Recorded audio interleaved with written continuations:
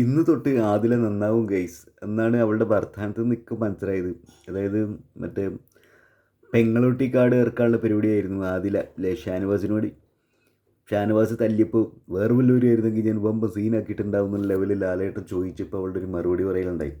അവൾ നൂറടയത്ത് ഇങ്ങനെ പറയണ്ട, നൂറേ ഞാനൊരു കളി കളിക്കാൻ പോവുകയാണ്, നീ ഞെട്ടരുത്, ഞെട്ടിയാലും എനിക്ക് പ്രത്യേകിച്ചൊന്നും തോന്നരുത് കണക്കിന്ന്. അതായത്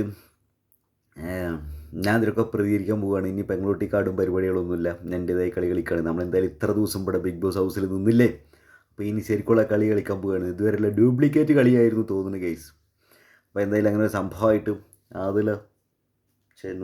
ആദില കളരിയിലേക്ക് ഗോതയിലേക്ക് ഇറങ്ങാൻ പോവുകയാണ് ഗൈസ്. അപ്പോൾ ഷാനവാസ് ഇനി എന്തായാലും ഒരുപാട് ഊക്ക് വാങ്ങും എന്ന് തോന്നുന്നു ഗൈസ്. ഷാനവാസിന് പിടിച്ച് കഴിഞ്ഞ് കുറച്ച് കഷ്ടപ്പാടായിരിക്കും ഗൈസ് അല്ലേ. എന്തായാലും ഇക്ക് വന്നേ ആദ്യ നൂറ് ഇനി തമ്മിൽ തല്ലാകുമെന്നാണ് അറിയാത്തത്. നമ്മൾ തുടക്കത്തിലേ പറയണ്ടായിരുന്നു ആദ്യ നൂറേനും തെറ്റിക്കാനുള്ള എല്ലാ അടവുകളും ബിഗ് ബോസ് എടുക്കും. ഇനി അവർക്ക് TRP കുത്തനെ കൂട്ടണം, അതിന് എന്തെങ്കിലുമൊക്കെ ചെയ്യാൻ പറ്റുക ഒക്കെ ചെയ്യുന്നുണ്ടാവില്ലേ. ഷാനവാസിന് നല്ലൊരു ഊക്ക് കൊടുത്തിട്ടുണ്ട് വീക്കെൻഡ് എപ്പിസോഡിൽ. അപ്പോൾ ഇനി ആദില ഞാൻ എന്തൊക്കെ കളിക്കണമെന്നാവും.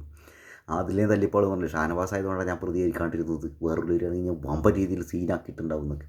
എന്തായാലും ഇനി ഷാനവാസിൻ്റെ കളികളൊന്നും നടക്കുന്നുണ്ടാവില്ല ഗൈസ്.